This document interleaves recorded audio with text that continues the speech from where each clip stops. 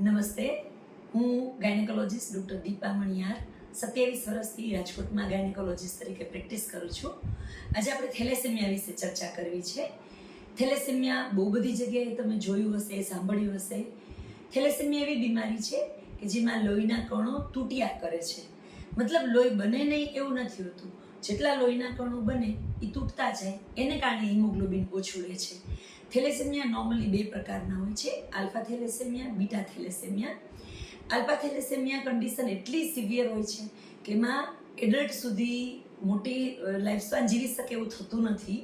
એટલે નોર્મલી આપણે જેટલા પણ થેલેસેમિયા જોઈએ એ બીટા થેલેસેમિયા હોય છે. થેલેસેમિયા આપણા શરીરમાં જે લોહીના કણો બનાવતા જે હિમોગ્લોબિનના કણો છે એનું આયુષ્ય નક્કી કરે એવી રંગસૂત્રની જે ચેઇન હોય એમાં ડિફેક્ટ હોય એનાથી થાય છે. નોર્મલી ઓવરઓલ ઇન્ડિયામાં, ભારતમાં થેલેસેમિયાના લગભગ 8 થી 9 કરોડ કેસ છે. અને થેલેસેમિયા મેજર એટલે જેને કે દર મહિને લોહી ચડાવવું પડે એવા ખાલી ગુજરાતમાં 10,000 બાળકો છે. તો તમે સમજી શકો કે 10,000 વ્યક્તિ એવી છે કે જેને થેલેસેમિયા મેજર છે, તો એને કારણે એને દર મહિને બ્લડ ચડાવવું પડે છે. અને તો પણ એ લોકોનું જીવન 25 વર્ષથી વધુ નથી હોતું. થેલેસેમિયા માઇનોરવાળી 2 વ્યક્તિના લગ્ન થાય તો બાળકમાં 25% કિસ્સામાં થેલેસેમિયા મેજર આવવાના ચાન્સ રહે છે.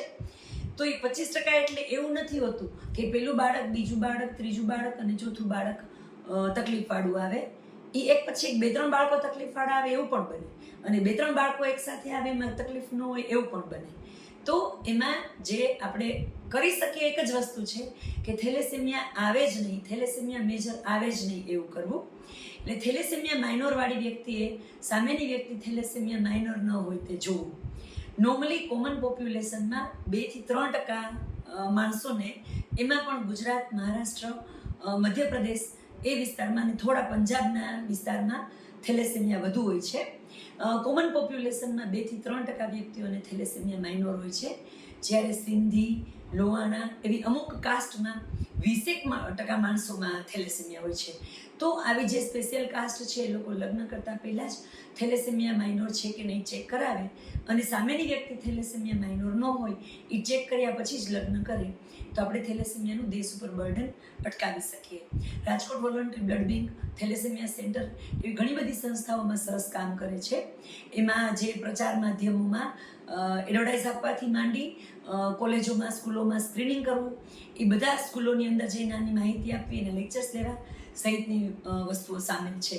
આપણે જેટલા પણ થેલેસેમિયા જાણીએ છીએ, દરેક આપણા બાળકોને થેલેસેમિયા છે કે નહીં ટેસ્ટ કરીએ અને થેલેસેમિયા વિશે માહિતગાર કરીએ તો હવે પછી વધુ થેલેસેમિયાના કેસ ના આવે. તો prevention is better than cure, એ આમાં જ છે. અને આમાં તો બીજું ક્યોર પણ નથી. તમે ધારો કે થેલેસેમિયા માઇનર બાળક 2 વ્યક્તિ લગ્ન કરે અને થેલેસેમિયા મેજર બાળકને જન્મ આપો તો તમારી પાસે 2 જ ઓપ્શન રહે છે. કાં તો તમે દર મહિને લોહી ચડાવી અને બાળક જીવે એટલું જીવવા દો, અથવા તો સ્ટેમ સેલની જે થોડી મોંઘી થેરાપી છે 15 લાખથી માંડીને 30 લાખ સુધીની, એમાં બોન મેરોની અંદર સ્ટેમ સેલ ઇન્જેક્ટ કરી અને એને સાજું કરો. આ 2 જ રસ્તા રહે છે. તો આપણે ચાલો બધા જાગીએ, જાગૃત થઈએ અને થેલેસેમિયા નાબૂદી માટે લડી લઈએ. Thank you.